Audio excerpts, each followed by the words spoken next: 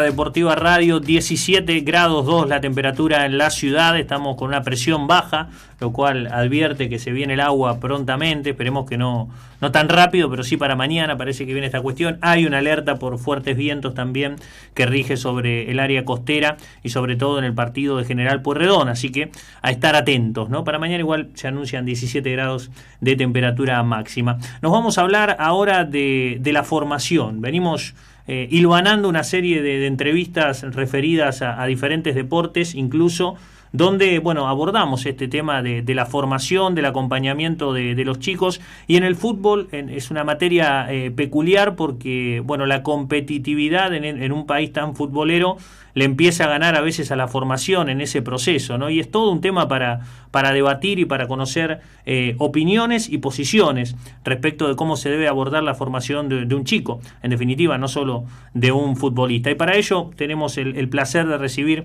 aquí en el aire de la 99.9 a Rubén Rossi, entrenador, formador y nada menos que campeón mundial juvenil con la selección argentina en aquel equipo de Japón 1979. Rubén, muchas gracias por atendernos. ¿Cómo está? Buenas tardes. Buenas tardes, para mí es un placer, por favor. Bueno, venimos hablando de estos temas que tienen que ver con la formación de los chicos a través de diferentes disparadores que vemos en lo cotidiano, ¿no? Hoy el fútbol argentino vende cada vez más jóvenes a los chicos y la verdad que a mí me pareció un lindo disparador siempre para empezar una charla con los formadores del fútbol, este tema que en su momento incluso planteó Aimar hace muy poquito y que causó mucha repercusión, ¿no? Esto de dejar jugar a los chicos un poco más a la pelota, de ser libres y no tenerlos tan estructurados dentro de un esquema, de un trabajo en las divisiones inferiores, ¿no? Me gustaría conocer su opinión al respecto. Bueno, estoy total y absolutamente de acuerdo con Pablo. Estoy convencido de que lamentablemente los adultos nos hemos apropiado del juego de los niños en beneficio propio. Y en nuestra pedantería docente de creer que nosotros enseñamos a jugar a la pelota, algo que no es así, no dejamos que el niño desarrolle todo el potencial que tiene. Porque a partir del momento que en el fútbol infantil, para desarrollar una actividad se fijan objetivos, ya esos objetivos que fija el adulto cercenan, limitan y coartan los hábitos creativos que necesita desarrollar un niño. Entonces, partamos de ese principio básico. El juego está considerado una de las mejores herramientas pedagógicas y paradójicamente en el mundo del fútbol es donde se lo ha dejado casi de lado. Claro.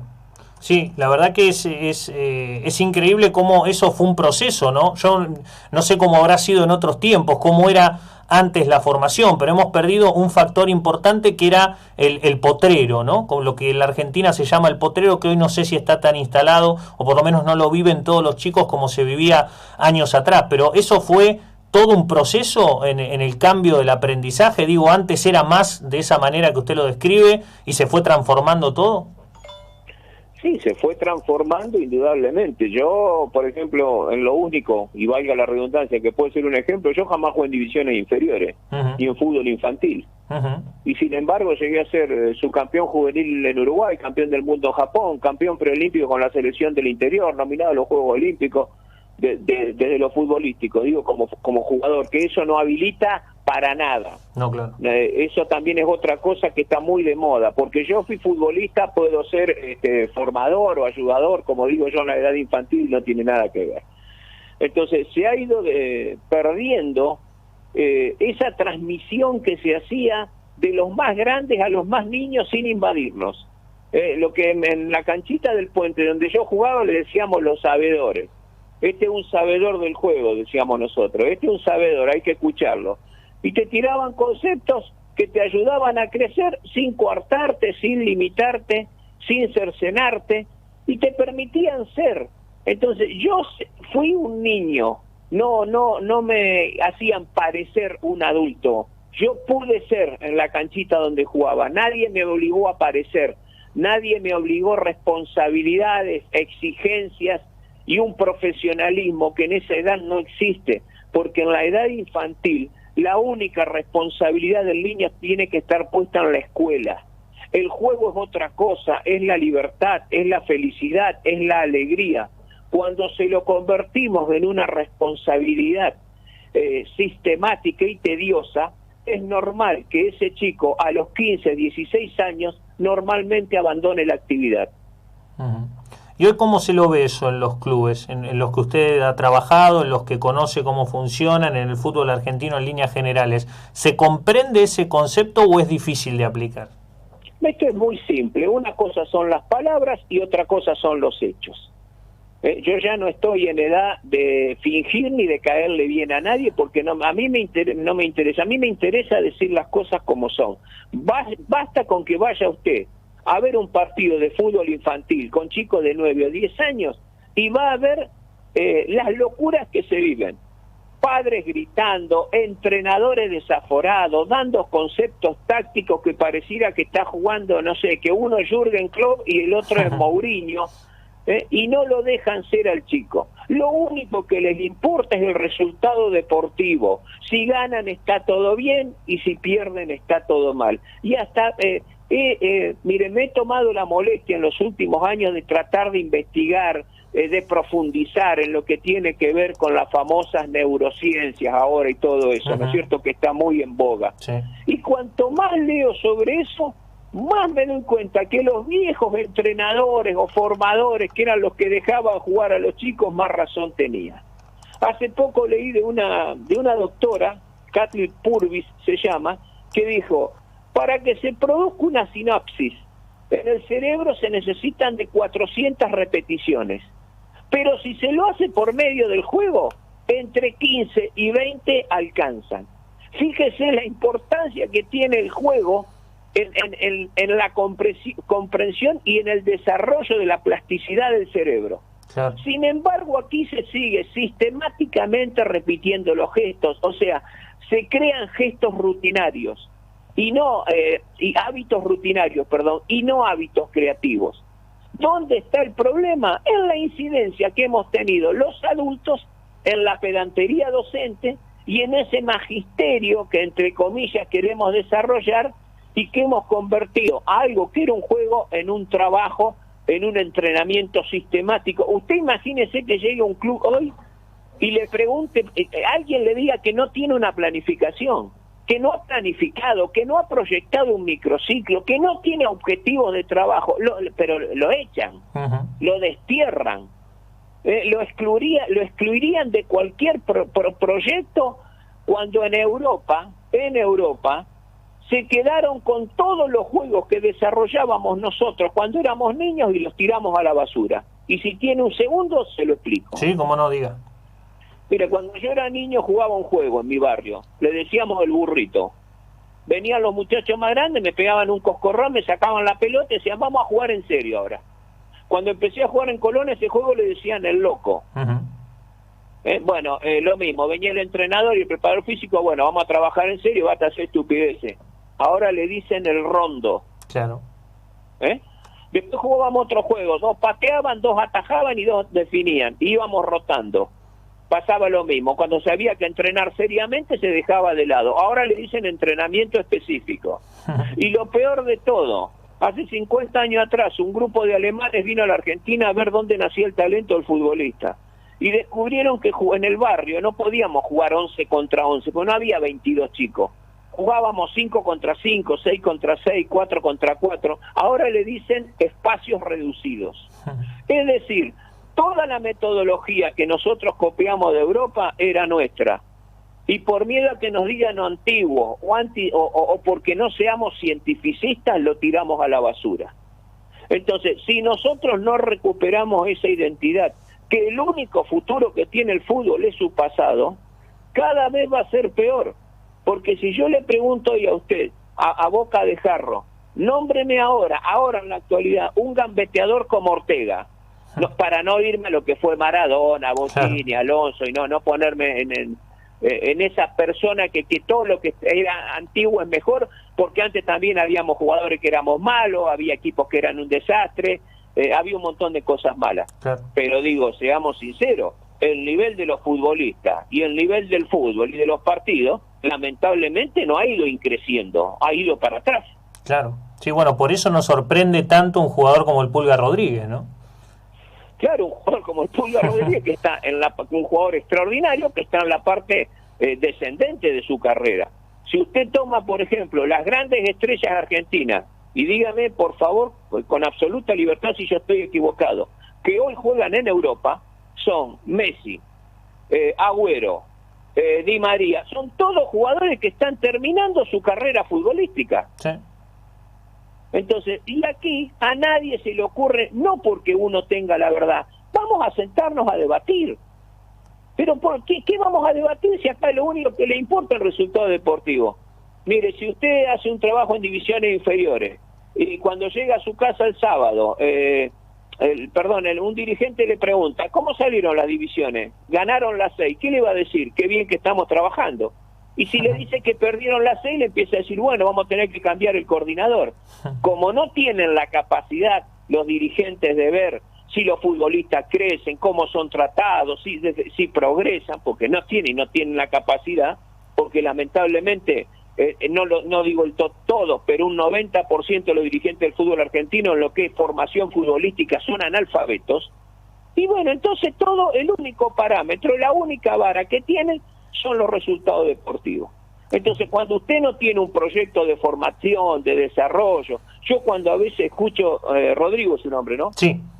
Rodrigo, cuando a veces yo escucho que hablan de la formación, de la importancia del ser humano, del trato con el jovencito, bueno, vaya a ver cómo los tratan. Citar a un chico para que esté a las 7:30 en la cancha, o a las 8 de la mañana, a los 14 años, ¿es cuidarlo? ¿Es protegerlo? Entonces, exigirle en forma desmedida que sea un brillante alumno y un brillante futbolista, es protegerlo. Y ojo, yo hago un mea culpa porque yo lo he hecho, pero con el tiempo me fui dando cuenta que eso no lleva a ninguna parte. Por eso yo divido la formación del futbolista en 3 etapas. Aprender a jugar a la pelota hasta los 12, 13 años. Se necesitan de ayudadores. El único maestro es el juego. Si el chico aprendió a jugar a la pelota, va a pasar a otra etapa donde necesita de formadores que desde los conceptos le enseñen a jugar al fútbol. Y si él logra aprender a jugar al fútbol, llegará al fútbol profesional y necesitará entrenadores que desde el ensayo empiecen a darle una idea, un estilo, un equipo para enfrentar todos los objetivos que tiene domingo a domingo. El problema es que en Argentina esa pirámide de formación se dio vuelta. Y hoy hay más entrenadores en fútbol infantil que ayudadores. Claro.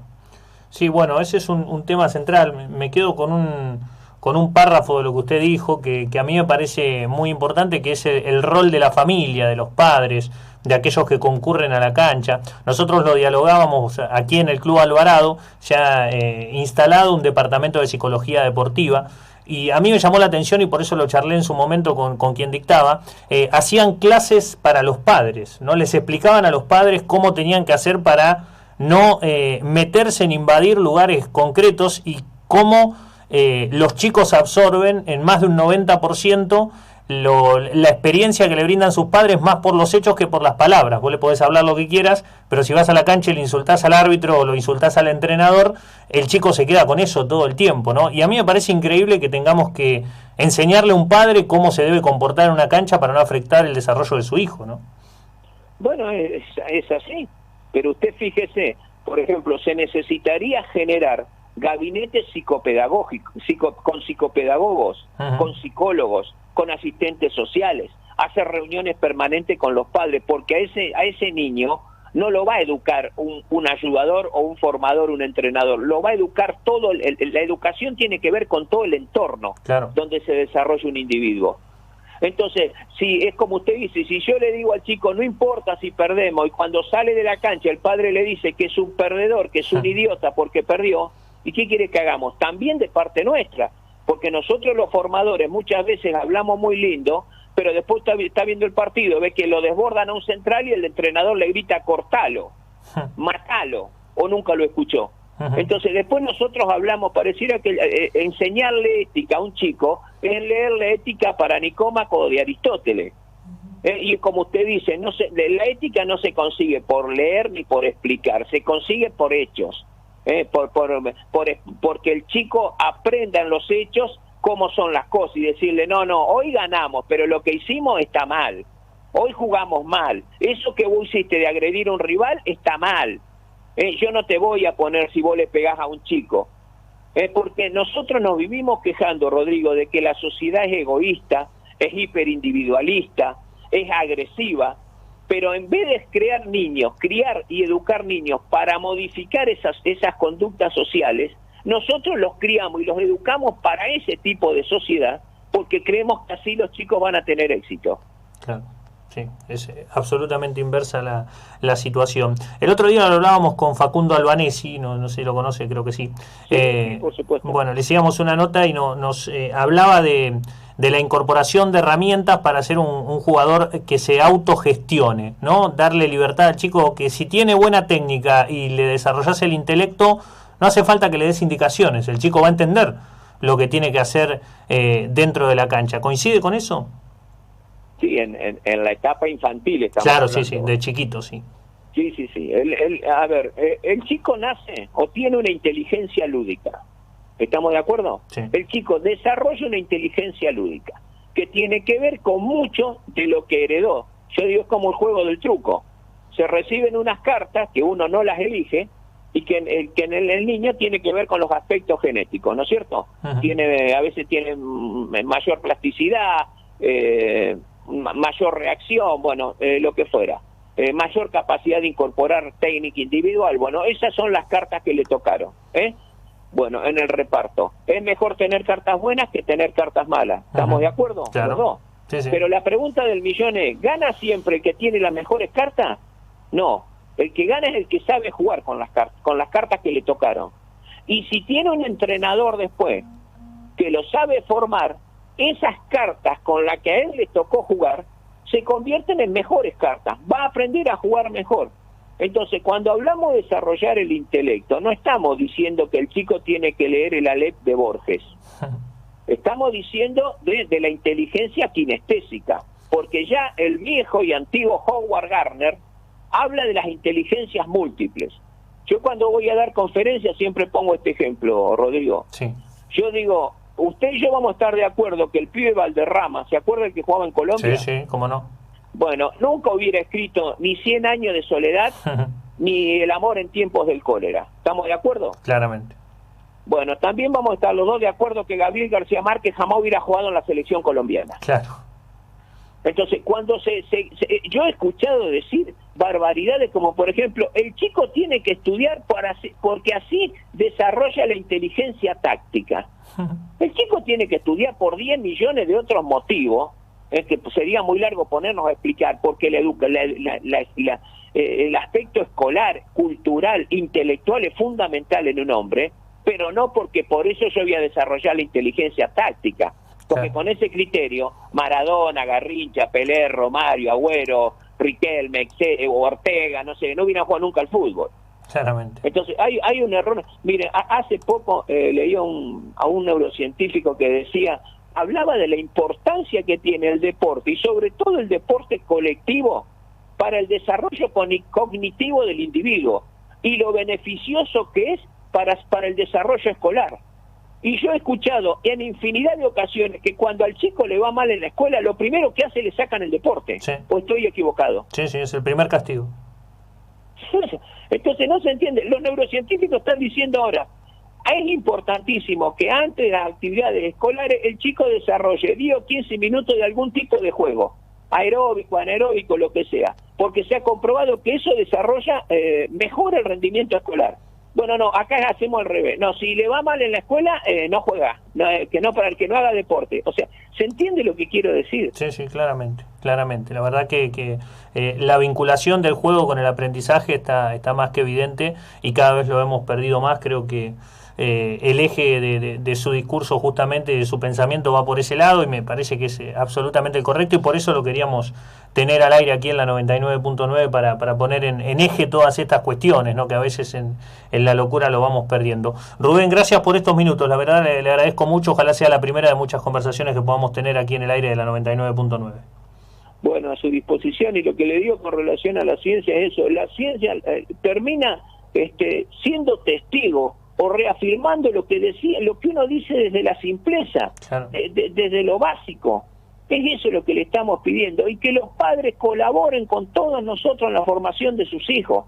Alguien dijo alguna vez, a un niño lo educa la aldea completa, y en el fútbol pasa lo mismo. Muchísimas gracias. Sí. Un abrazo, hasta luego, Rubén. Un abrazo grande, hasta luego. Bueno, Rubén Rossi, sí, la verdad que un placer escucharlo. Nos quedaríamos hasta las 7 de la tarde haciéndolo, pero realmente queríamos poner estas cosas. Vieron que a veces la locura informativa, estos líos que tenemos, que el ENAR, que todas estas cosas nos llevan a hablar de ciertas locuras, pero poner las cosas tan simples a veces en la formación de los niños, en el desarrollo deportivo, me parece que de vez en cuando tenemos que hacerlo, ¿no? Pensar en todas estas cuestiones que son tan importantes en el desarrollo humano, porque el deporte es algo que acompaña en la vida de una persona, en definitiva, ni más ni menos.